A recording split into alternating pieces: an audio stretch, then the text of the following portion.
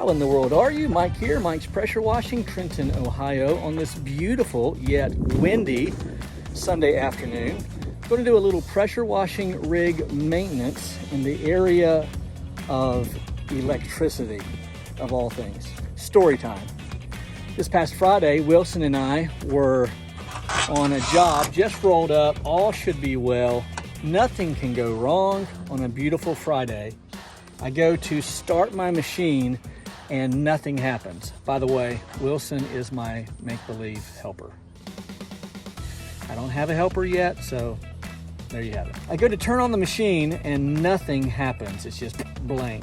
This had happened to me one other time since I've had this rig, which was earlier in the season this year.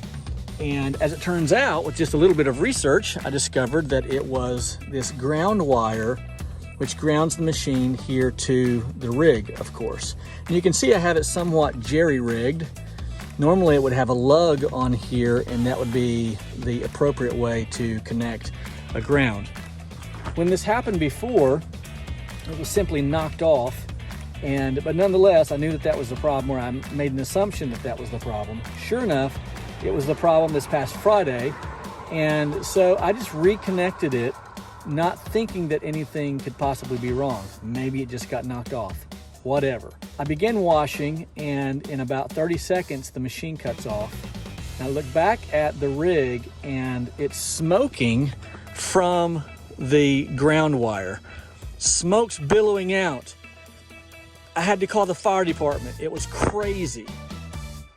Okay, I didn't call the fire department, and it wasn't all that crazy, but it was somewhat scary, to be perfectly honest with you. After just a little bit of research, I discovered that this 36-inch lance that I use for soft wash extension was laying across the battery terminal and up against the box, causing a short and causing this ground wire to fry.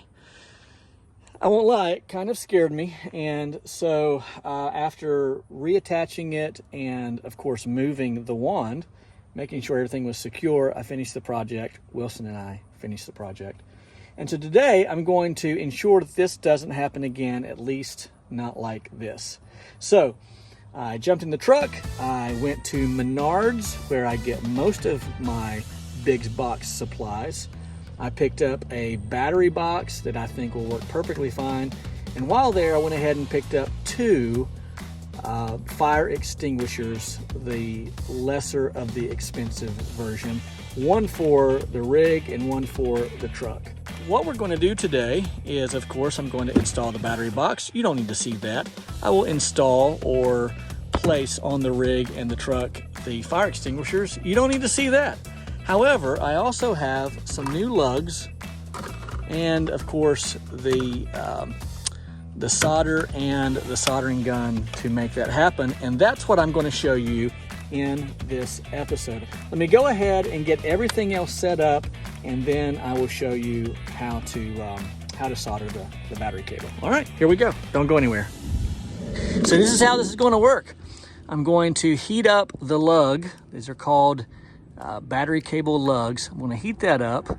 I'm going to put the solder in the lug, and then I'm going to simply insert the wire into the solder like so, and then I'm going to use this shrink or heat shrink material to cover that up, and then apply some heat to that, and it'll be all done. So let me get the camera set up and I'll show you how that works. Okay, I've got everything ready. I'm going to heat up the lug, get it nice and hot, like so. Fill it with solder until it's completely full, or mostly full. Then put the wire, or cable rather, down into the solder, like so. That easy. All right, then I'm going to cover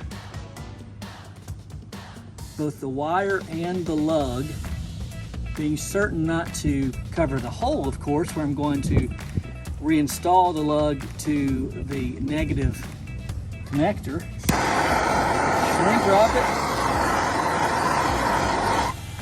That's it. That's all she wrote.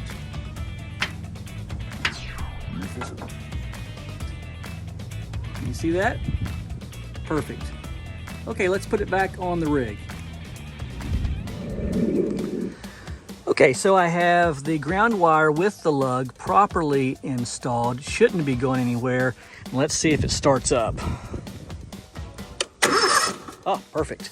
So I have the battery box installed here with all the proper wires connected. Should be good to go with the 36-inch lance having no possibility of touching anything. I'm happy about that.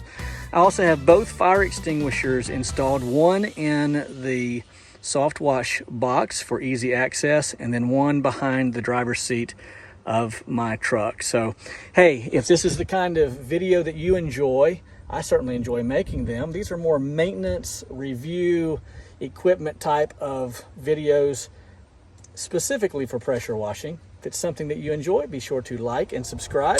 Be sure to hit the bell tab if you'd like to be alerted to future videos of this sort. And once again, I appreciate you watching. Mike's Pressure Washing, Trenton, Ohio.